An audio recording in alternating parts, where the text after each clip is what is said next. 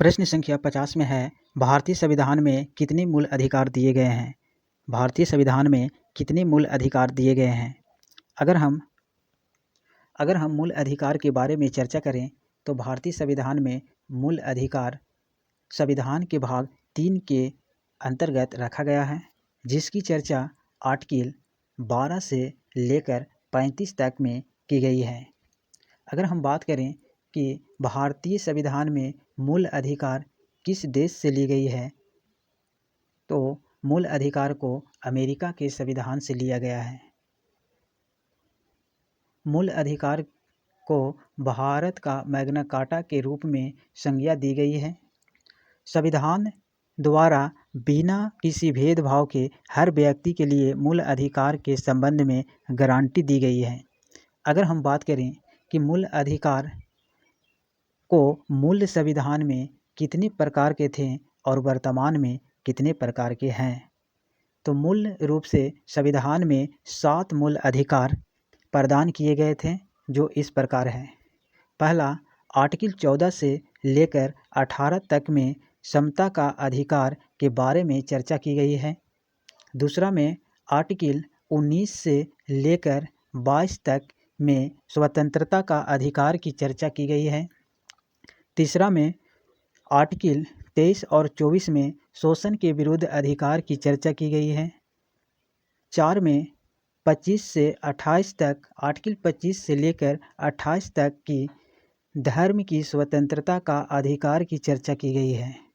5वां में आर्टिकल 29 और 30 में संस्कृति और शिक्षा संबंधी अधिकार की चर्चा की गई है। 6ठा, संपत्ति का अधिकार आर्टिकल 31 में की गई थी, जिसे फिलहाल हटा दिया गया है। 7वां, संवैधानिक उपचारों का अधिकार की चर्चा आर्टिकल 32 में की गई है। अगर हम संपत्ति के अधिकार के बारे में चर्चा करें तो इसे संपत्ति के अधिकार को 44वें संविधान संशोधन अधिनियम 1978 द्वारा मूल अधिकारों की सूची से हटा दिया गया है। इसे संविधान के भाग 12 में आर्टिकल 300 के तहत कानूनी अधिकार बना दिया गया है। इस तरह फिलहाल 6 मूल अधिकार है।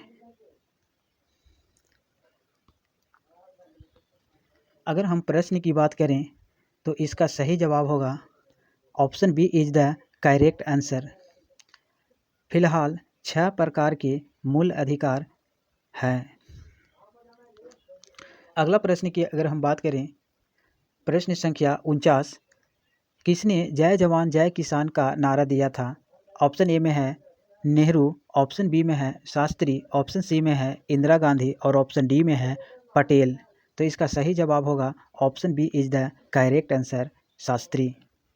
अगला प्रश्न है प्रश्न संख्या 48, बिहार में सबसे लंबे रेलवे प्लेटफॉर्म कहाँ है? बिहार में सबसे लंबे रेलवे प्लेटफॉर्म कहाँ है? तो ऑप्शन ए में है गया, ऑप्शन बी में है पटना, ऑप्शन सी में है बक्सर और ऑप्शन डी में है सोनपुर। तो इसका सही जवाब होगा option B is the correct answer. अगला प्रश्न है प्रश्न संख्या 47, संविधान के किस भाग में नागरिकों के मूल अधिकार हैं? संविधान के किस भाग में नागरिकों के मूल अधिकार हैं?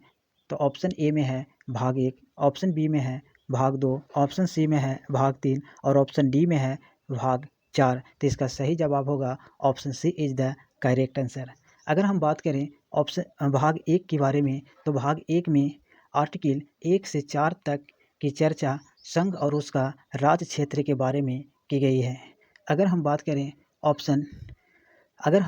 भाग 2 के बारे में, तो इसकी चर्चा आर्टिकल 5 से लेकर 11 तक में नागरिकता के बारे में की गई है। अगर हम बात करें भाग 3 के बारे में, तो इसकी चर्चा आर्टिकल 12 से लेकर 35 तक में मूल अधिकार के बारे में की गई है।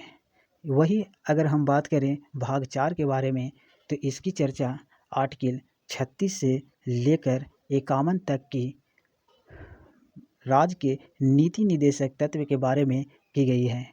इसलिए इसका सही जवाब होगा option C is the correct answer. अगला प्रश्न है प्रश्न संख्या 46, स्वतंत्र भारत के पहले राष्ट्रपति कौन थे? स्वतंत्र भारत के पहले राष्ट्रपति कौन थे? तो ऑप्शन ए में है नेहरू, ऑप्शन बी में है गांधी, ऑप्शन सी में है डॉक्टर राजेंद्र प्रसाद और ऑप्शन डी में है पटेल। तो इसका सही जवाब होगा option C is the correct answer, doctor Rajendra Prasad. अगला प्रश्न है प्रश्न संख्या 45, बिहार की प्रमुख भाषा कौन सी है? बिहार की प्रमुख भाषा कौन सी है? ऑप्शन ए में है हिंदी, ऑप्शन बी में है मैथिली, ऑप्शन सी में है भोजपुरी और ऑप्शन डी में है उपयुक्त सभी। तो इसका सही जवाब होगा option D is the correct answer, उपयुक्त सभी। अगला प्रश्न है प्रश्न संख्या 44, किस खनिज का बिहार में सबसे अधिक भंडार है? किस खनिज का बिहार में सबसे अधिक भंडार है? तो ऑप्शन ए में है लोहा, ऑप्शन बी में है अभ्रक, ऑप्शन सी में है बॉक्साइड और ऑप्शन डी में है तांबा। तो इसका सही जवाब होगा option B is the correct answer, अभ्रक। अगला प्रश्न है प्रश्न संख्या 43, महात्मा गांधी ने सत्याग्रह शब्द का प्रयोग सबसे पहले कहाँ किया? महात्मा गांधी ने सत्याग्रह शब्द का प्रयोग सबसे पहले कहाँ किया? तो ऑप्शन ए में है भारत में, ऑप्शन बी इंग्लैंड में, ऑप्शन सी दक्षिण अफ्रीका में, ऑप्शन डी चंपारण में। तो इसका सही जवाब होगा option C is the correct answer, दक्षिण अफ्रीका में। अगला प्रश्न है प्रश्न संख्या 42, भारत का पहला राज्य जो पूर्ण साक्षर बना था, भारत का पहला राज्य जो पूर्ण साक्षर बना था, ऑप्शन ए में है बिहार, ऑप्शन बी में है केरल, ऑप्शन सी में है तमिलनाडु और ऑप्शन डी में है गोवा। तो इसका सही जवाब होगा option B is the correct answer, Kerala. अगला प्रश्न है प्रश्न संख्या 41, हर घर जल योजना किस मंत्रालय से संबंधित है? हर घर जल योजना किस मंत्रालय से संबंधित है? तो ऑप्शन ए में है स्वास्थ्य मंत्रालय, ऑप्शन बी में है शिक्षा मंत्रालय, ऑप्शन सी में है जल शक्ति मंत्रालय और ऑप्शन डी में है कृषि मंत्रालय। तो इसका सही जवाब होगा option C is the correct answer, Jal Shakti मंत्रालय। अगला प्रश्न है प्रश्न संख्या 40, बिहार का राजकीय वृक्ष कौन सा है? बिहार का राजकीय वृक्ष कौन सा है? तो ऑप्शन ए में है नीम, ऑप्शन बी में है बरगद, ऑप्शन सी में है पीपल और ऑप्शन डी में है साल। तो इसका सही जवाब होगा option B is the correct answer, बरगद। अगला प्रश्न है प्रश्न संख्या 39, महात्मा बुद्ध को ज्ञान की प्राप्ति कहाँ हुई थी? तो ऑप्शन ए में है गया, ऑप्शन बी में है वैशाली, ऑप्शन सी में है लुम्बिनी और ऑप्शन डी में है कुशीनगर। तो इसका सही जवाब होगा option A is the correct answer, गया।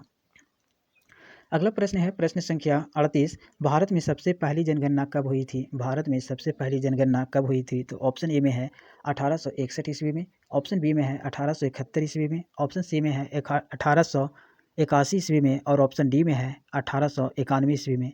तो इसका सही जवाब होगा option C is the correct answer, 1881 ईस्वी। अगला प्रश्न है प्रश्न संख्या 37, पंचशील सिद्धांत किसने प्रस्तुत किया था? पंचशील सिद्धांत किसने प्रस्तुत किया था?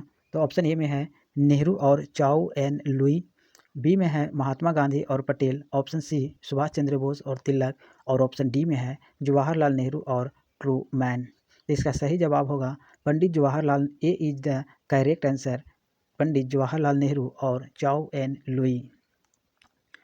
अगला प्रश्न है प्रश्न संख्या 36, बिहार का पहला विश्वविद्यालय कौन सा था? बिहार का पहला विश्वविद्यालय कौन सा था? ऑप्शन ए में है मगध विश्वविद्यालय, ऑप्शन बी में है पटना विश्वविद्यालय, ऑप्शन सी में है नालंदा विश्वविद्यालय और ऑप्शन डी में है आर्यभट्ट विश्वविद्यालय। तो इसका सही जवाब होगा option B is the correct answer. अगला प्रश्न है प्रश्न संख्या 35, मानव शरीर में लाल रक्त कणिका का जीवन काल कितना होता है? मानव शरीर में लाल रक्त कणिका का जीवन काल कितना होता है? तो ऑप्शन ए में है 60 दिन, ऑप्शन बी में है 90 दिन, ऑप्शन सी में है 120 दिन और ऑप्शन डी में है 180 दिन। तो इसका सही जवाब होगा option C is the correct answer, 120 दिन।